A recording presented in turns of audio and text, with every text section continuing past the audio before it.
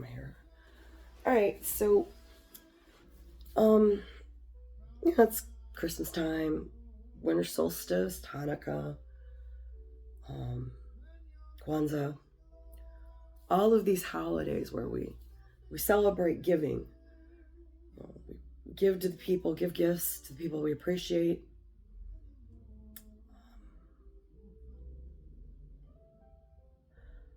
And we're supposed to give to the needy, to the poor, right? I mean, that was drilled into my head growing up. I certainly drilled it into my kids' heads. Um, but I can't remember the last time I heard someone of any importance talk about the poor. A few weeks back, I was sitting there eavesdropping in a conversation, because that's kind of where a lot of my ideas come from. Listening to random strangers. And guy was complaining, he can't afford gas, get to and from work, barely afford his rent. He doesn't know how he's going to pay his electric bill because his heating bill is higher. It's been pretty cold lately. And he doesn't know what to eat, and he's drinking beer. It is a food group. Plenty of my friends claim it's a food group. It's carbs. It's calories. But what's interesting about what he said after pointing out that he had no money was that he's not poor. And I laugh because it's uncomfortable, not because it's funny. He said he was low middle. No, sweetheart. If you can't afford the gas to get to and from work, and you can't feed yourself, you're poor. We don't like to talk about that. And we also don't like anybody being poor.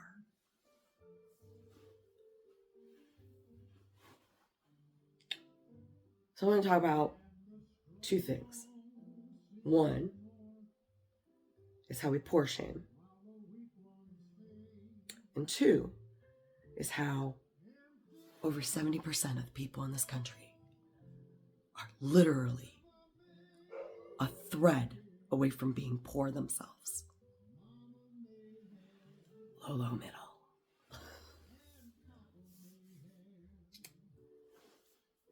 We poor shame. So nobody wants to admit they're poor. If you are taking government help, welfare, food stamps, even free lunches, our kids can be mean. Unless your kid's going to a school that free lunches are a common thing, man, kids that don't, they're going to shame your kids. I'm telling you. Everybody knows this, and they get it from their parents. We all do it. Sorry, folks. Every last one of us. They're living off of us. You send the message just by saying stuff like that. But I know it firsthand because I lived that way. I lived extremely poor for a while. You wouldn't have gotten me to say that at the time. Hell no. I wouldn't take help. In the 1990s, I had been a maintenance technician before I went back to school for my degree. And at the time, I was making over $22 an hour, plus shift differential on third shift. And I was paying more for people to watch my kids while they slept, and they slept, than what I would pay for daycare during the day.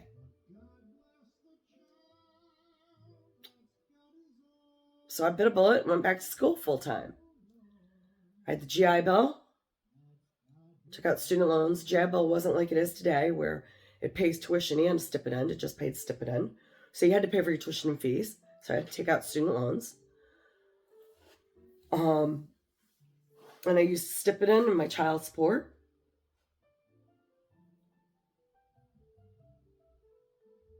And what jobs that I could get around school, right?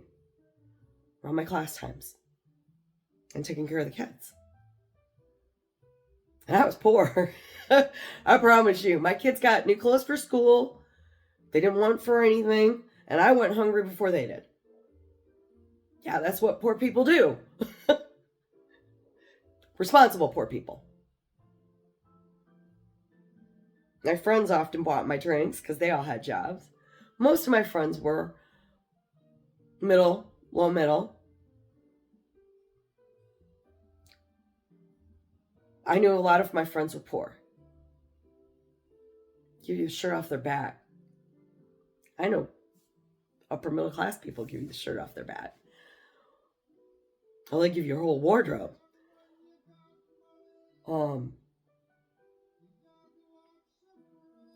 But none of my friends that were poor would have ever admitted to being poor at the time. And God knows I could have used the help, welfare, Medicaid. I had no medical coverage. At the time, my kids did through their dad, but I didn't.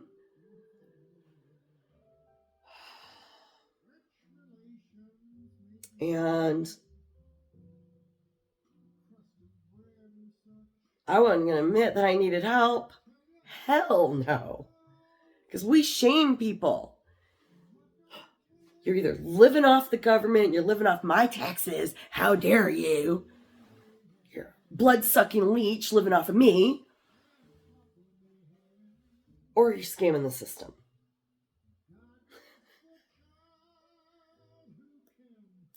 None of us think about it like it actually is. I had been working for over $22 an hour for several years. Let me be honest. I paid into that parachute. I paid into having a parachute in case I got pushed out of the plane or voluntarily jumped so I could better my life, which is what I did. I voluntarily jumped. But I had paid into those systems. Why couldn't those systems pay me back? Why was I so ashamed? Because that's what we do. You can't be poor in the United States of America. Everyone is middle class.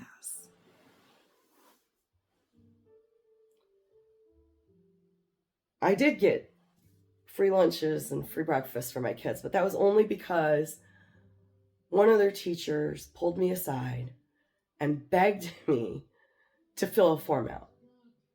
She knew I was trying to better myself. She's such a good woman. And thank God for her. Because it did take a little bit off of my plate as far as financially. Instead of having to worry about breakfast, cereal, and, for the whole week, I only had to worry about the weekends. Instead of lunch every day for 3 boys, I only had to worry about lunch during the weekends, during the holidays. God bless her.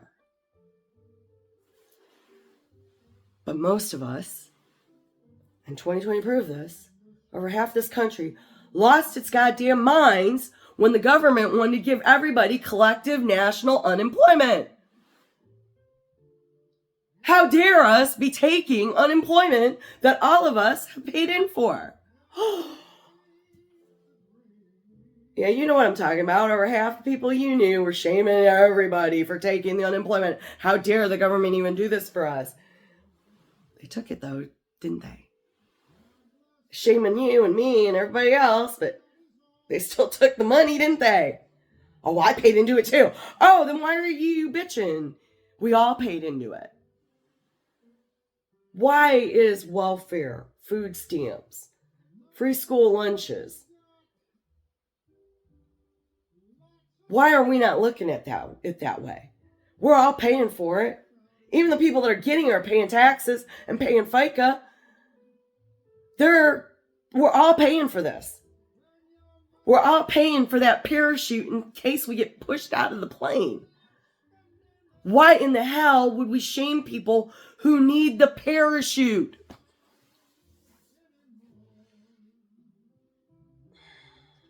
We need to stop doing that. Because we can't have a real conversation about poor and the real risk that 70% of this population is now 70% plus. In reality, and I'll get to that reality. Everybody in this country, except the 4% ultra rich, are hanging by a thread or a few shreds of yarn from being broke and being poor. But we're all middle, right? Even the low middle is middle.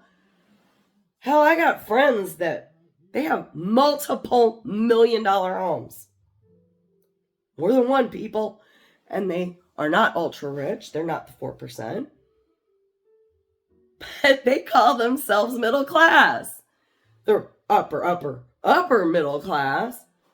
But in the United States of America, we're all middle. It's the American dream. We're all middle class, no matter how poor you are.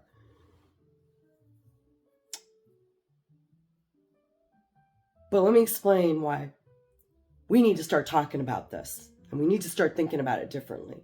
We need to stop poor shaming. Because there, by the grace of God, go all of us. I watched an interview. The guy's homeless. He's got a job.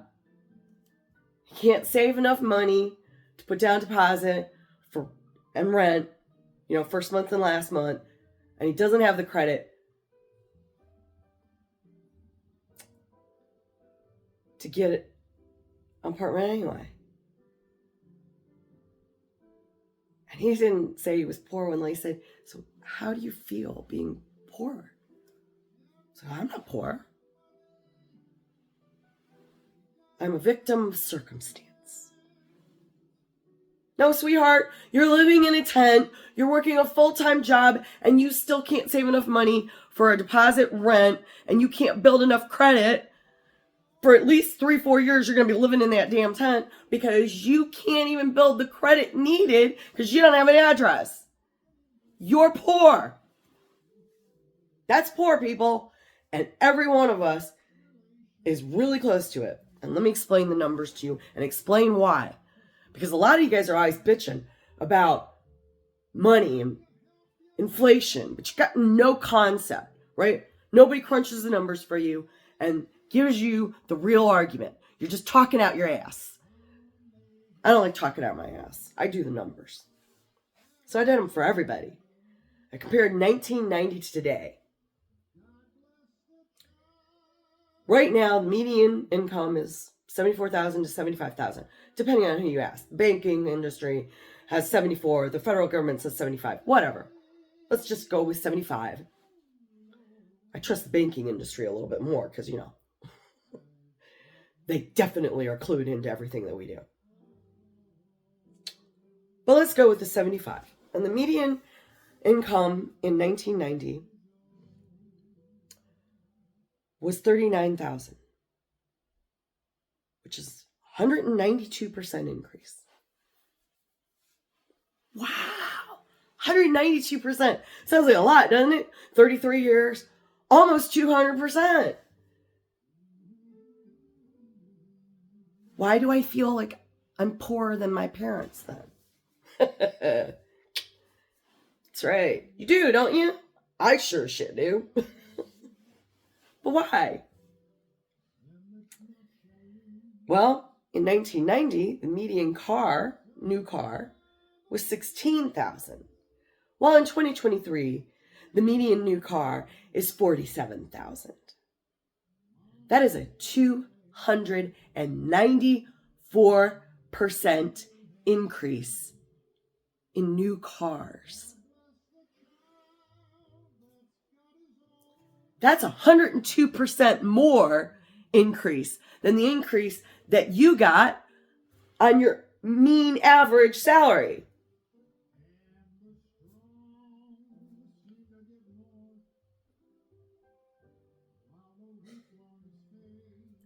Homes. Mean average home in 1990 was $126,000. Mean average last year was $442,000. It's gone down this year. Thank God the federal government is doing what the fuck they promised us. The mean average, according to NAR, National Association of Realtors, currently is $402,000. $402,000 home is the mean average now, compared to $126,000 33 years ago. That, my friends, is 319% more. Your house will cost you, if you buy in the mean average of your salary, will cost you literally 120+% more than what your salary and mean average home would have cost you 33 years ago. 120+% more. Wow.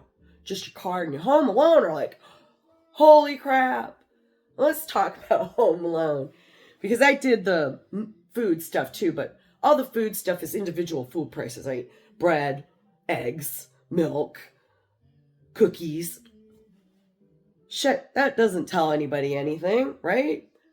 What I came up with is a range of anywhere from 200% increase, still more than your 192%, all the way up to 600%. Mean average, 300 to 350% increase in food prices.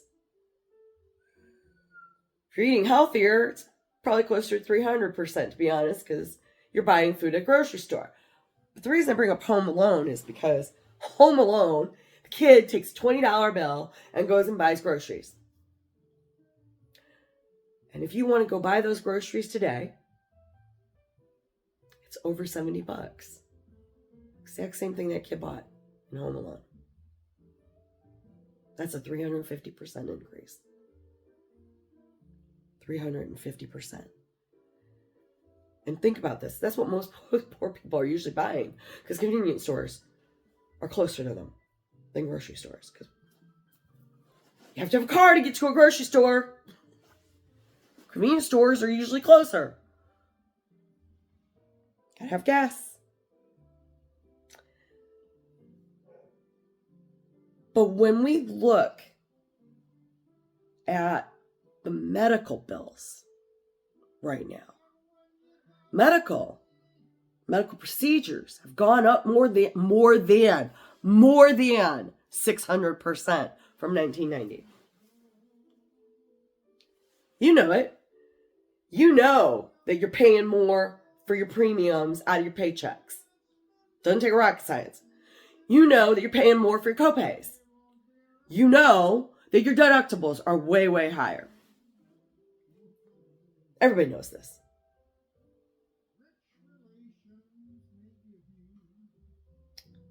So, why do I say that basically the 94% are one thread to maybe a couple strings of yarn away from being poor? One medical bill, baby. A lot of you are opting. You know, you're healthy. You're opting for those high deductible, low premium. Got to pay all your medical bills out of pocket until you hit that deductible. One emergency room, 1 week stay, followed by a 1 week stay in the hospital. On those cheap plans, you're going to hit that $9,000, $15,000. One guy I know, $25,000 deductible before the insurance even kicks in. And then the emergency room visit is only covered by 50%. Hospital stay only by 60%. He's got to come out of pocket anywhere from 30 to 50%. On top of the $25,000 deductible.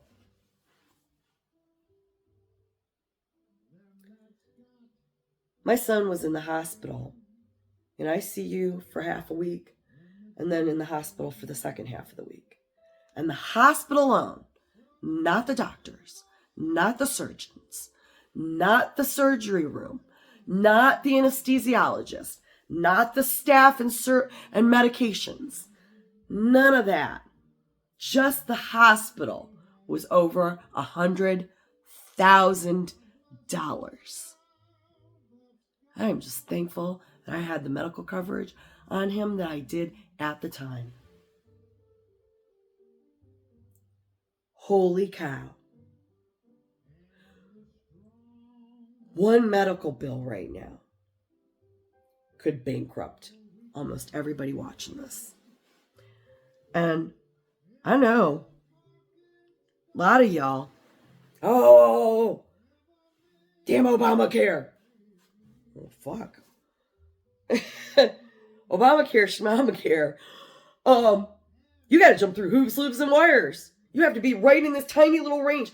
And you can't have no income. You have to have over $14,400, depending on the state, more or less. $13,000 is the recommended from the federal government, but most states have it somewhere between $14,000 and $17,000 that you have to already be making to qualify for the Obamacare free medical, to have the full premium paid by the federal government.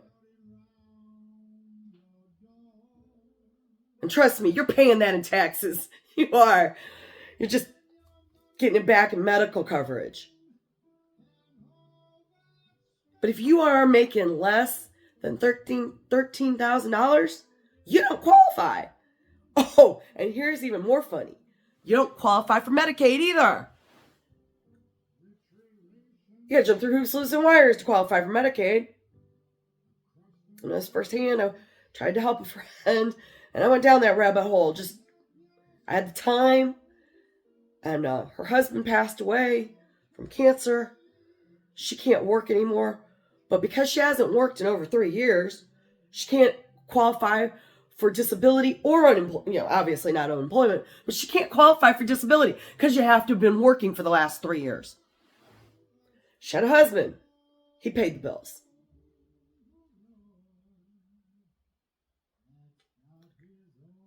Then on top of it, they want her to blow through the life insurance money she's supposed to use to pay rent because they don't own a house. Again, credit.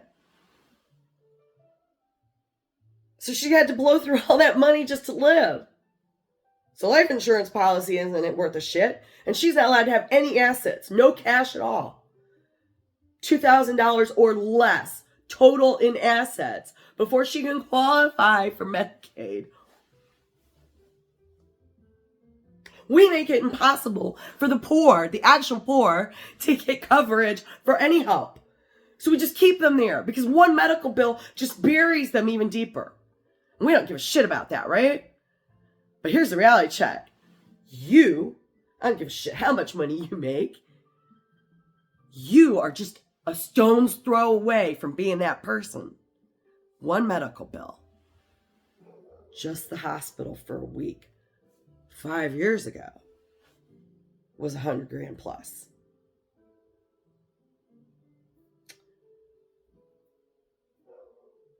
Put this in perspective.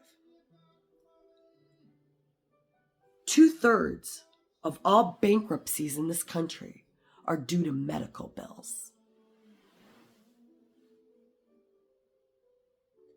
1 in 7 Americans can't get help at a hospital. They will be turned away because they don't have medical coverage. 1 in 7.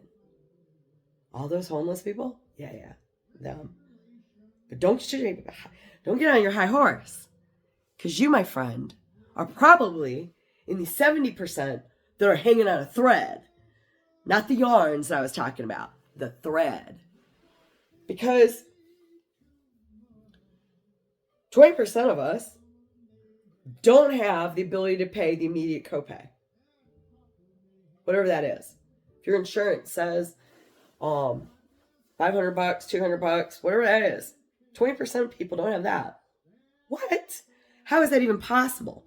That's claimed to banks. Banks claim 22% of people that have medical bills take out loans to pay them off. That's from the banking industry. That 22%, got news for you, is that group between 70 to 94%. That group between the 70% hanging on a thread and the 4% that own everything and have almost all the money now. Like 95% of the cash in the country is now held by 4% of the population.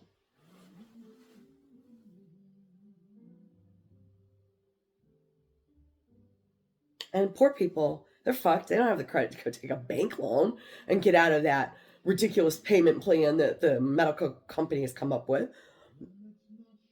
They're taking payday loans. $2,000-$3,000 a year interest.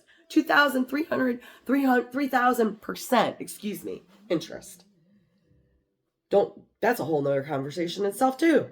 Jesus, do we prey on the poor like it's going out of style?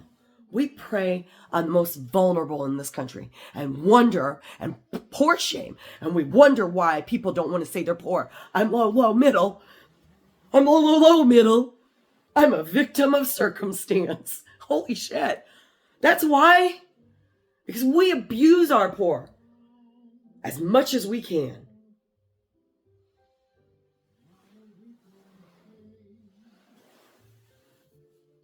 As for you being hanging on a thread, that one medical bill, man. But why is that? Well, the federal government, we all know this, a couple years ago, came out and announced, and this is real talk, they got it from the banking industry. You know, the damn federal government didn't come up with it. Banking industry has basically told all banks, major players, this comes from a major banking investment company, that they report out to other banks. 59% of the people in this country will be homeless if they miss one paycheck.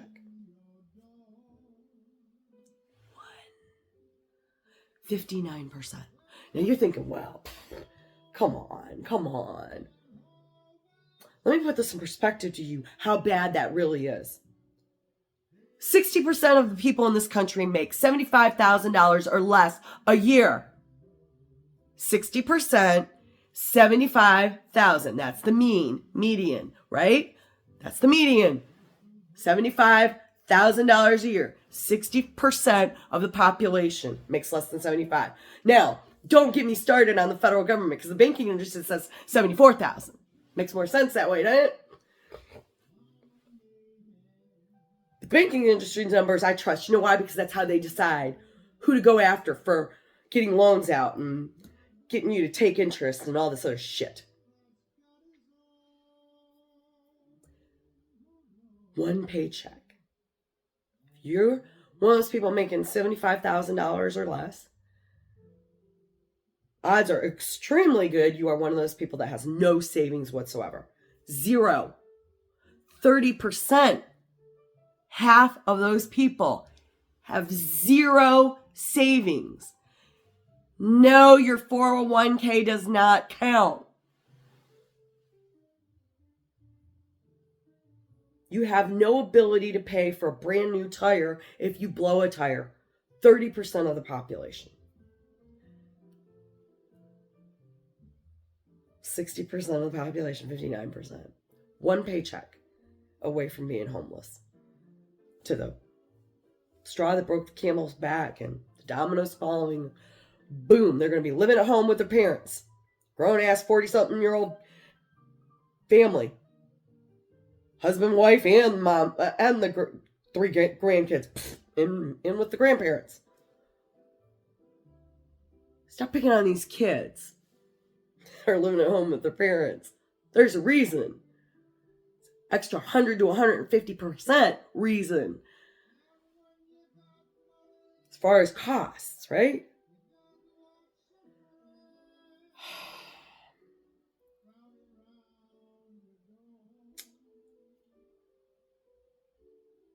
We then have to look at the extra 10% over that. 70% of the population makes under 100,000. So 10% of the population, it's a weird number, right? 10% basically, a little more, makes between $75,000 and $100,000 a year.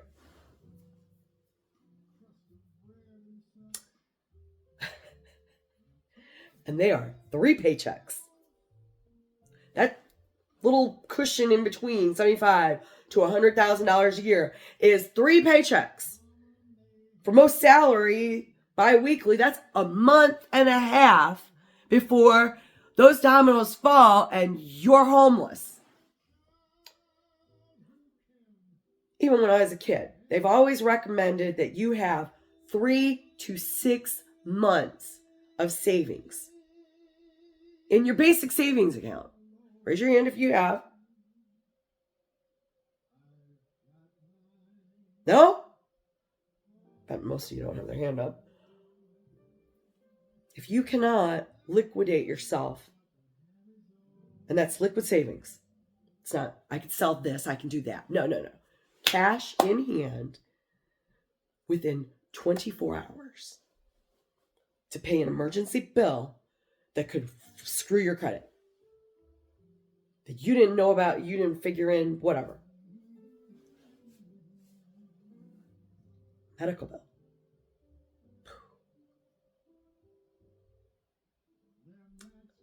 Lost your job. You're hanging by a thread. And I know there's exceptions to the rules. I'm not talking about the exceptions to the rules. All right. If you happen to be one of those exceptions, you know you're one of those exceptions. One of the 1 or 2%. Okay. There's 1 or 2% of those ultra rich, those upper middle, that are balls to the walls in debt. And one thread snaps and everything falls apart for them. Right? They got kids in college. They got, debt to the ears. They had to buy that Volvo, and they had to buy that Mercedes, and they had to buy their daughter that BMW, and they had to buy their son that fancy ass Camaro. Oh yeah. Falls to the wall in debt. They're hanging by the same thread, man. They have more disposable income as far as what's coming in. But that goes away. They're like you. A lot of them. 3 months. Some of them not even a month and a half. I'm assuming they have more disposable income and more disposable savings. Couldn't find where the banking industry worried about that.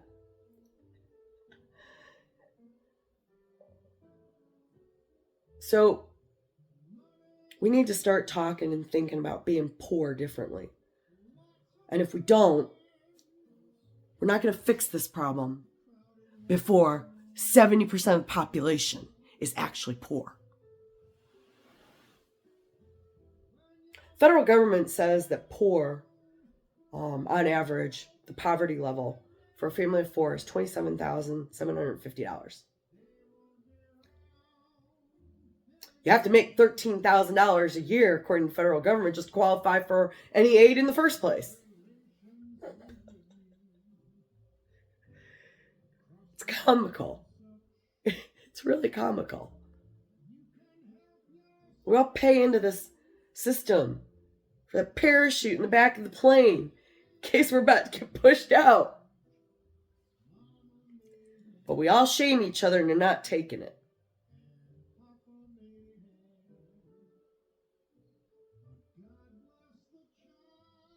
We need to start rethinking. We need to start talking about poor.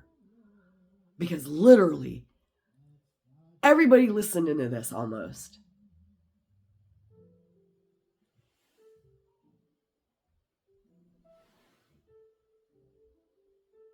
%70%. And I'm guessing, I'm not getting watched by anybody with real money. So 100% of the people watching this video. We need to start talking about it. And we need to start talking about it now. And we need to fix it. We need to fix our mindset. And we need to stop. We need to stop with the insanity of not making people that have the ability to make changes to the system talk about random bullshit and start talking about real problems and real issues.